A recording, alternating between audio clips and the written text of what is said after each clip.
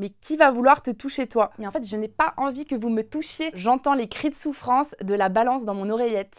Alors ça, je me demande comment c'est possible parce que personnellement, je ne me pèse jamais. Je reçois beaucoup de commentaires haineux à propos de mon physique. Je vais y répondre. Je voudrais surtout faire un régime. Alors, surtout pas, j'ai fait beaucoup de régimes dans ma vie qui se sont tous soldés par des échecs, en mode tu perds 10 kilos, t'en reprends 20. L'effet yo-yo, je pense qu'on le connaît tous. Les gens se prennent souvent pour des médecins du net, mais ils ne le sont pas. Je me sens bien comme ça, je suis bien dans ma peau, je suis bien dans mon corps, donc laissez-moi. T'as qu'à t'adapter aux marques dans lesquelles tu veux rentrer. Aujourd'hui, quand on regarde l'inclusivité dans la mode, c'est catastrophique et c'est un truc que je dénonce au quotidien sur mon compte. Ça m'énerve, je ne comprends pas en fait comment des marques en 2023 peuvent encore s'arrêter à la taille 42.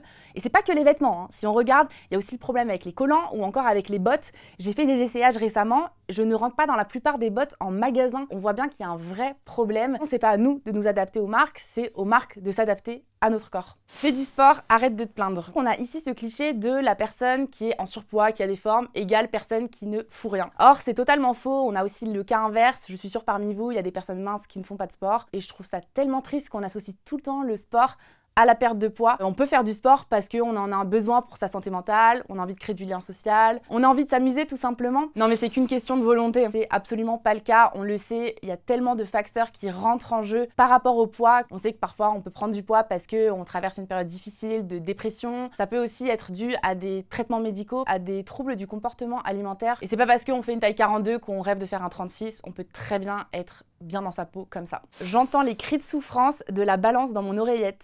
Alors ça, je me demande comment c'est possible parce que personnellement, je ne me pèse jamais. J'ai mis ma balance à la poubelle et c'est la plus belle chose que j'ai pu faire sur Terre. J'ai fait de l'orthorexie, c'est-à-dire que je contrôlais absolument tout ce que je mangeais, je comptais la moindre calorie et surtout, je me pesais plusieurs fois par jour. Pourtant, à cette époque-là, je faisais un 38.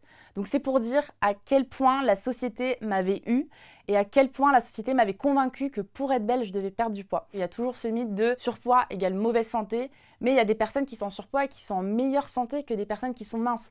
Donc en fait, le poids n'est pas un indicateur fiable sur l'état de santé d'une personne. Mais qui va vouloir te toucher toi? Mais en fait, je n'ai pas envie que vous me touchiez. Ces commentaires, ils viennent surtout d'hommes parce qu'en fait, ils rêveraient que les femmes correspondent à leur standard de beauté, mais on n'a pas forcément envie de leur plaire. Et depuis toujours, la femme, il fallait que pour être belle, elle soit mince, grande, qu'elle ait les cheveux longs, etc. Et du coup, je pense que ces hommes-là projettent ces critères-là sur moi. Mais en fait, ils comprennent pas qu'aujourd'hui, la beauté, elle est diverse. Heureusement qu'on n'est pas tous des clones, qu'on se ressemble pas toutes. Je peux pas dire que ces commentaires ne m'atteignent absolument pas. En fait, ça va dépendre déjà dans le mood dans lequel je suis. Si dans ma vie personnelle, déjà, ça va pas trop et qu'en plus, j'ouvre mon téléphone et je lis des atrocités comme ça, forcément, ça peut davantage m'impacter que dans les périodes où je me sens forte et puissante. Après, j'essaye de ne pas me focaliser sur ces commentaires négatifs-là et de me dire « Ok, pour 100 commentaires négatifs, peut-être que j'ai aidé 1000 femmes à se sentir mieux dans leur peau. Et pour moi, voilà, c'est ça la victoire en fait. Les haters, probablement qu'ils se sentent très mal dans leur peau aussi. Et je me dis, mine de rien, peut-être que j'arrive à les faire changer un petit peu de mentalité. Peut-être qu'en passant sur mon compte, je me dis, j'ai peut-être planté une graine et peut-être que plus tard, ils vont changer un petit peu leurs idées.